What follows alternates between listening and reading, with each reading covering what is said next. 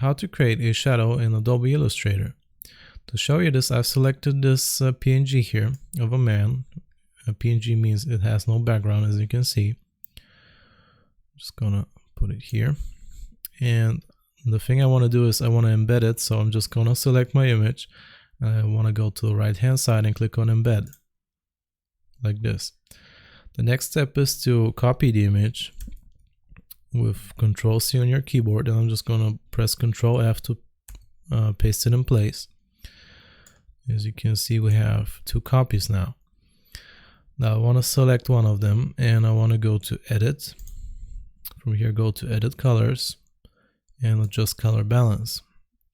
Now I'm using CMYK currently, so I'm just gonna drag the first 3 sliders all the way to the left. And remember to always use preview so you can see what you're doing. Okay, drag the first 3 to the left, and the one which says black you drag all the way to the right till you see 100%. And after you see your image turning black, we just click on OK.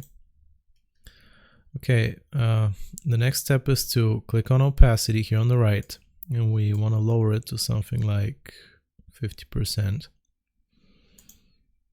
Okay, now it looks more like a shadow. Now we just have to distort it. I select my shadow again, and I go to the right side, and I want to choose this one, which is free transform. And I'm gonna choose this option, free transform. Now I can just drag this and distort the shadow the way it would fall on the ground, like this.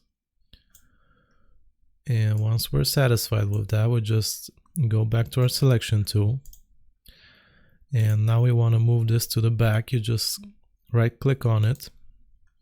You go to arrange and choose send to back, or shift plus control plus this bracket. Just click on that and it will go to the back. Now it looks like a real shadow. And that's how you create shadows in Adobe Illustrator. I hope this was useful. Remember to like and sub, and I'll see you next time.